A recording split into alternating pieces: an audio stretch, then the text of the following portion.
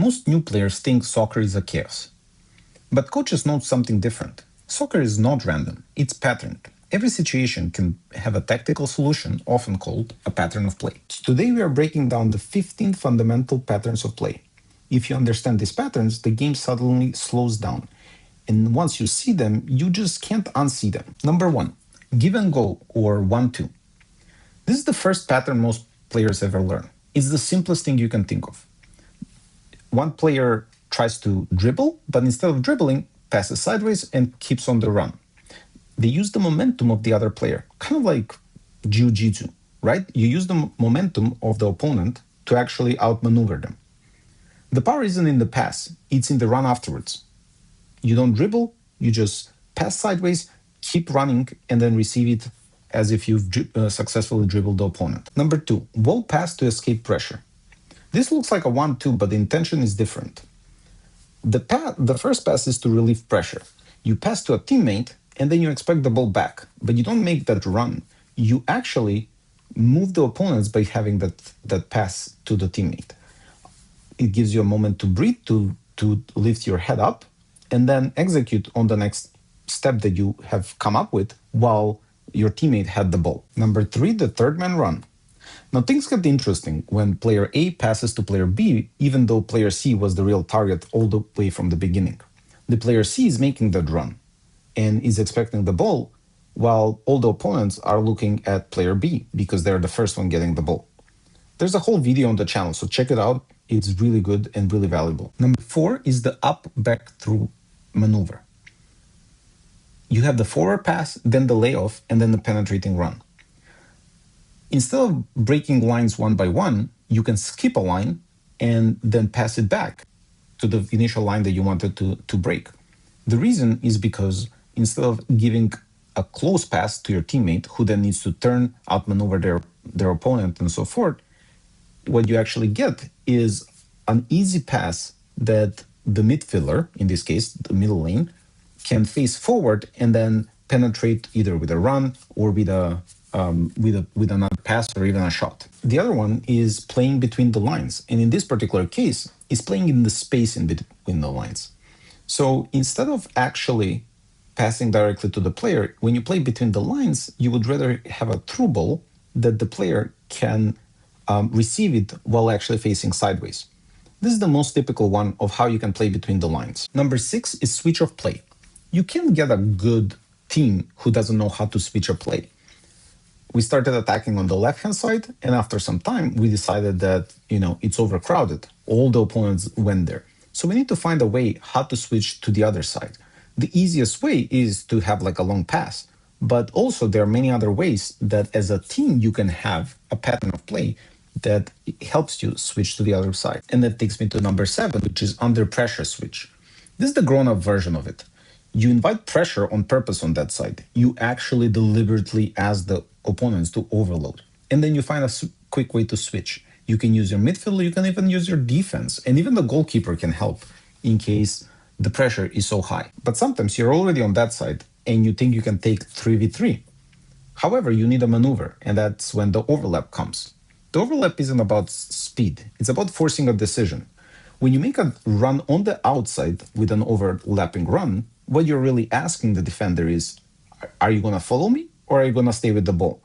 And depending on the two defenders, if they miscommunicate, one of the players is almost always free.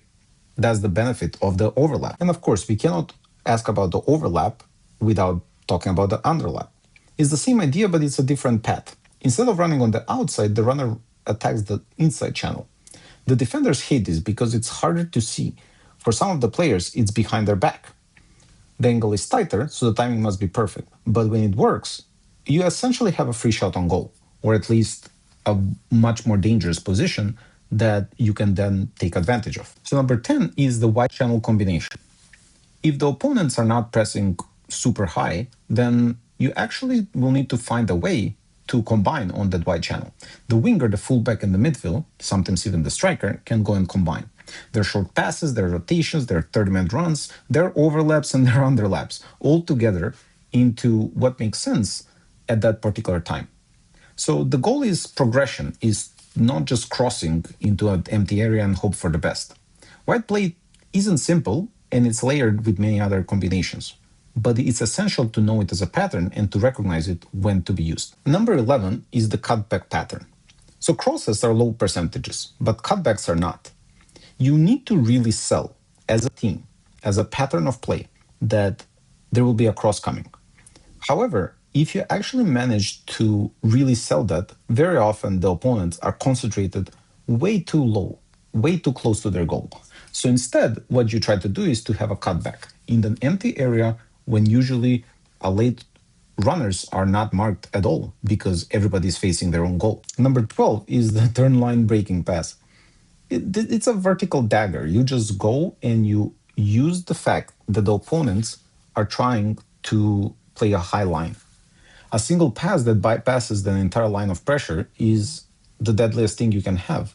Very often it results in a one-on-one situation with the goalkeeper.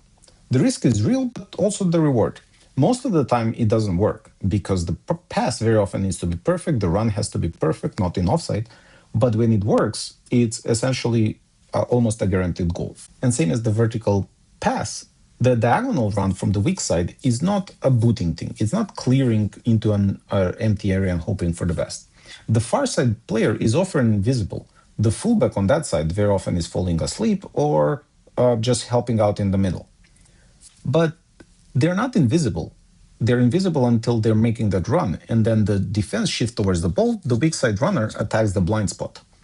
That run has to be timed well and actually tried multiple times before they even attempt to get the ball.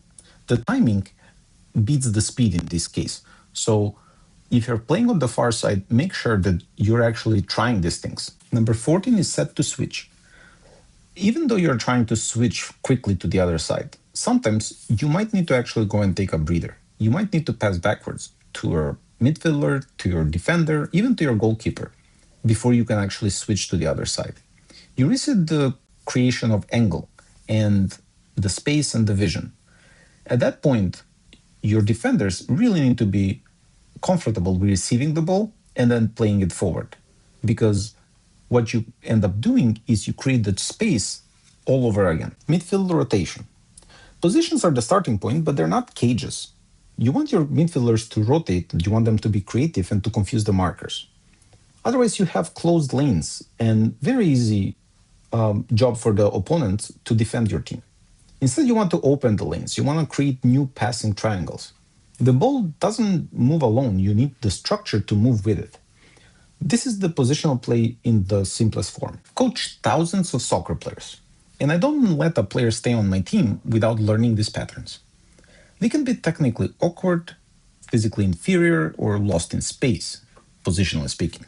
You can play soccer on your own, but if you don't learn these patterns, there's no way you can play soccer with other players effectively.